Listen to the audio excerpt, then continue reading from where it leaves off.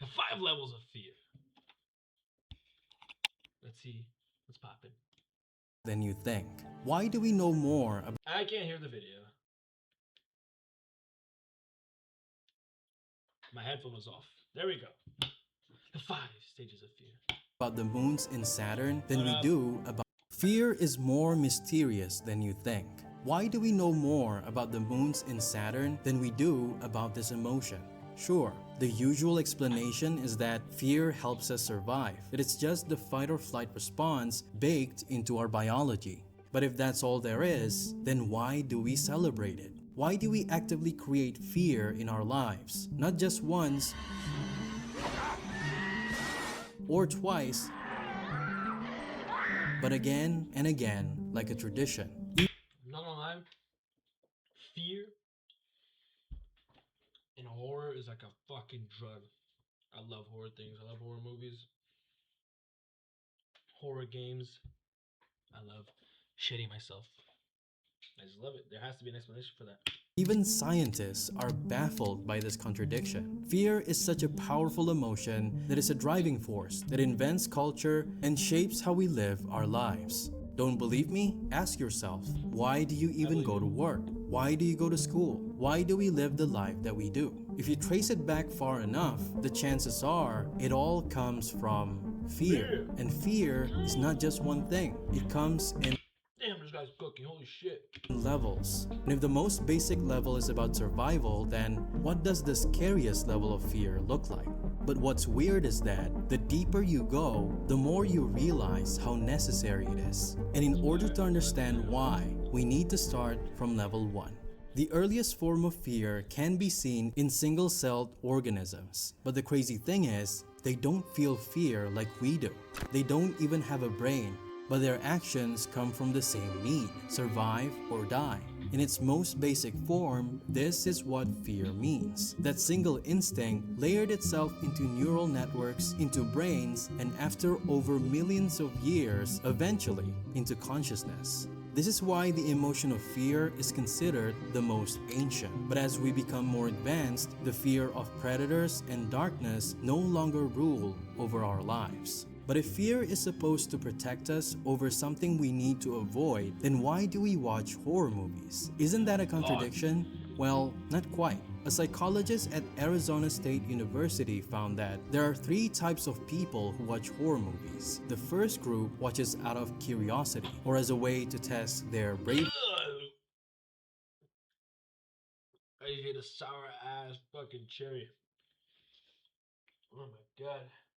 The second group hates being scared, but still chooses to watch them because they learn something about themselves in the process. And the third group actively seeks horror because it makes them feel alive. So what does this mean? It turns out, fear does not just protect us, it also teaches us. And in order to understand how, we need to move to level 2 in order for it all to make sense. Okay, so level 1 is survival. Predators type shit. The kind of fear that lingers even when the danger is gone, and we call this anxiety.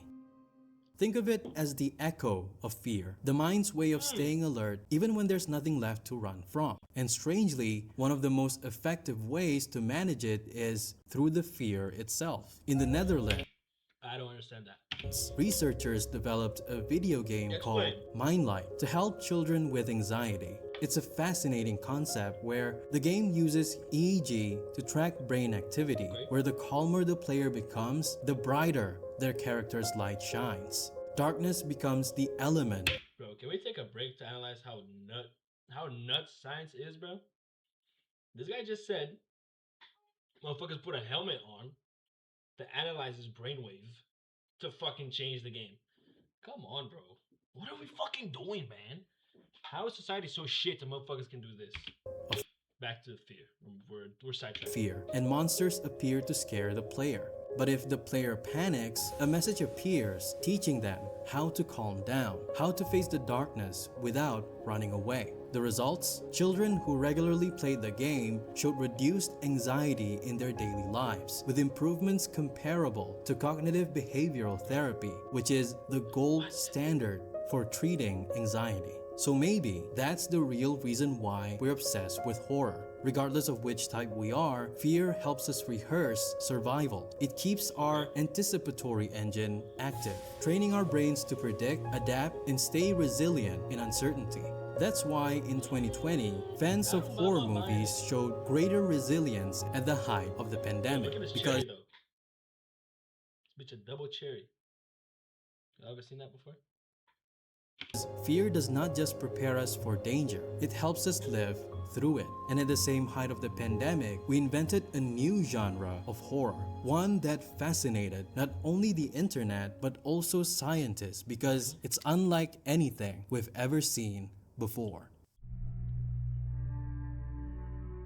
I don't feel scared by this. Images of empty malls, abandoned classrooms, and playgrounds under dim skies began spreading everywhere. I don't understand. I don't understand liminal horror. Is this supposed to scare you? Or is this image supposed to scare me? I don't feel scared.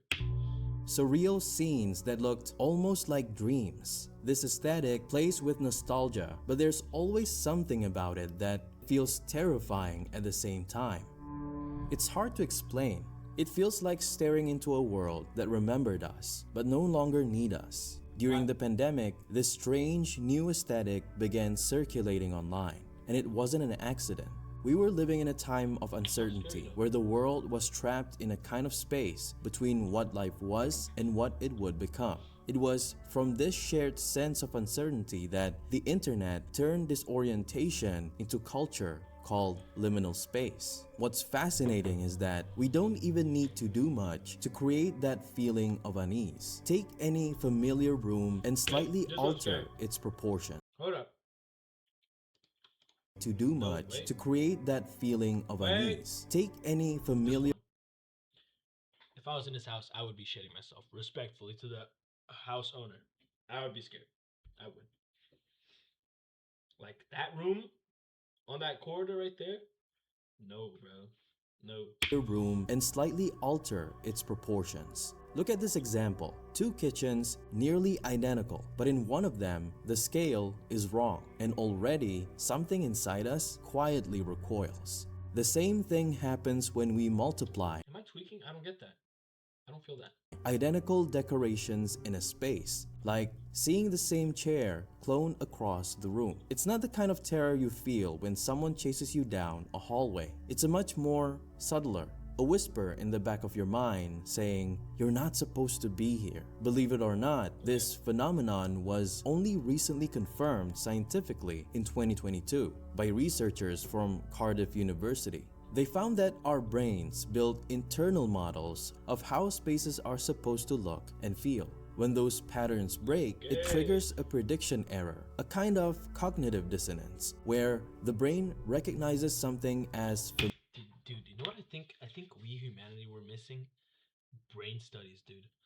I feel like the brain is like the key to everything that is wrong with us right now, bro. Like genuinely. Yesterday I was watching a video. What was the video? It was what happened 1 minute after you die. What happened 1 minute after you die? Dude, and the shit the guy was explaining, the shit the brain can do.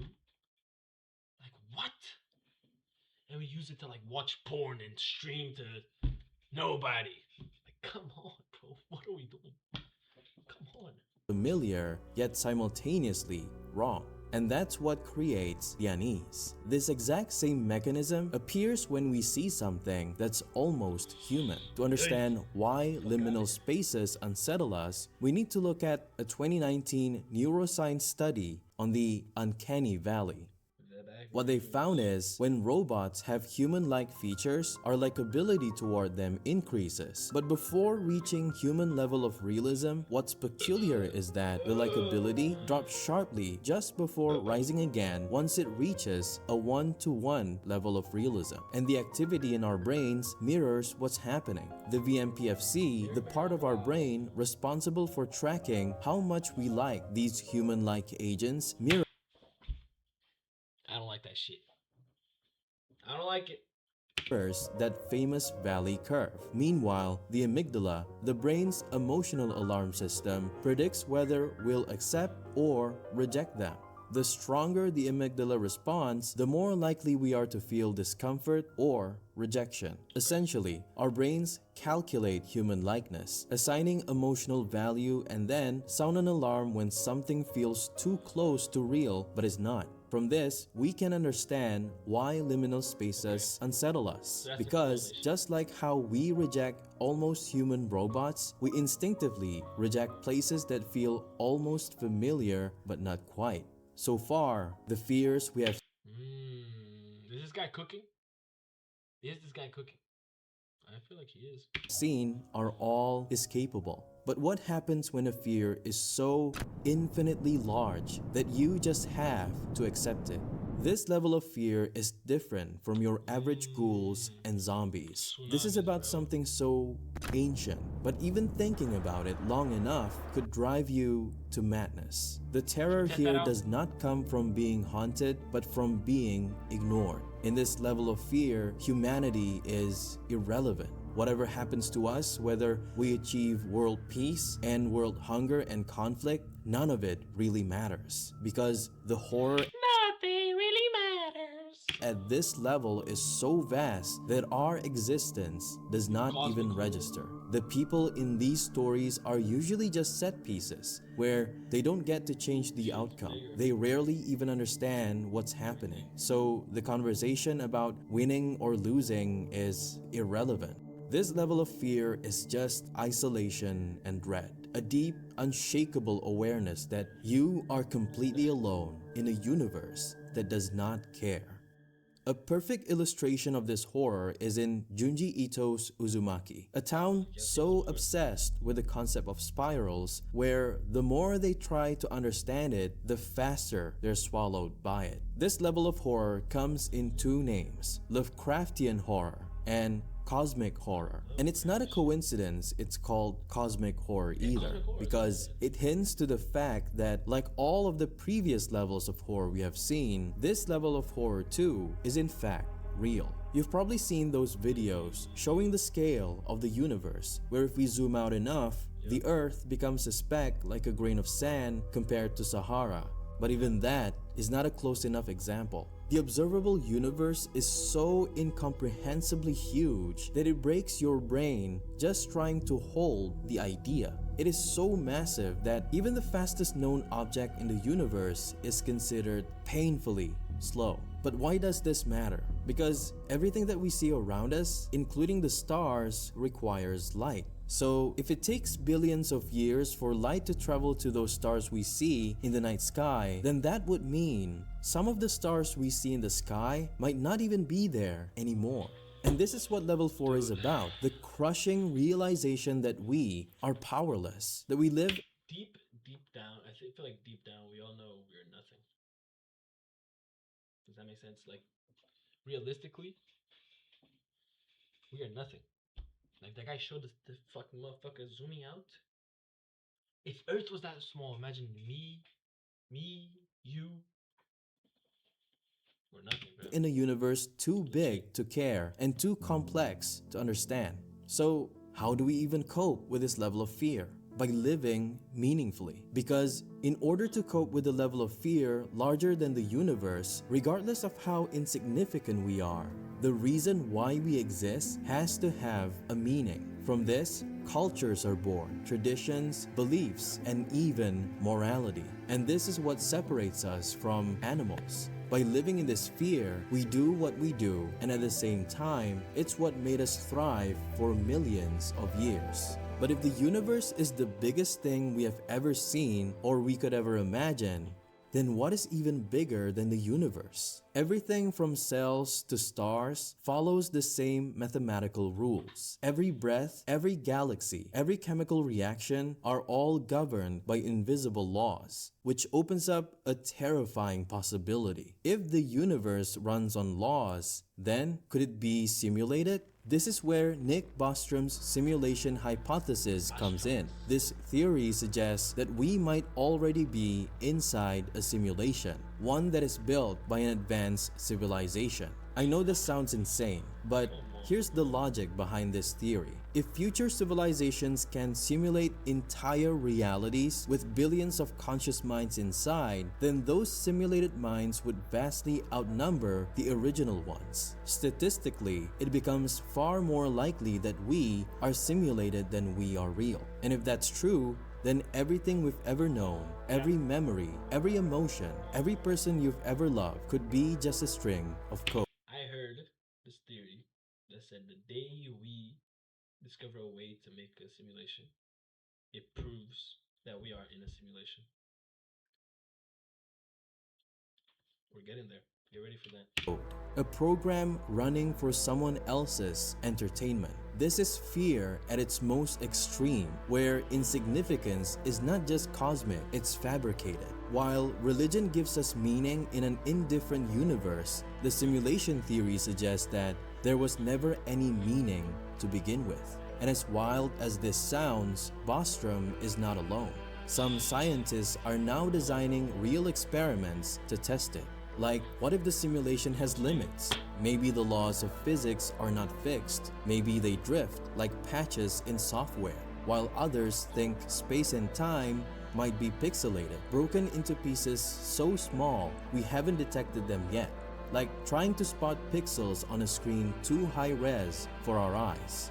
If we ever detect a glitch, what if the multiverse are just different simulations? I go, this is my simulation, and that made this one, which made this one, which made this one. You know what I'm saying?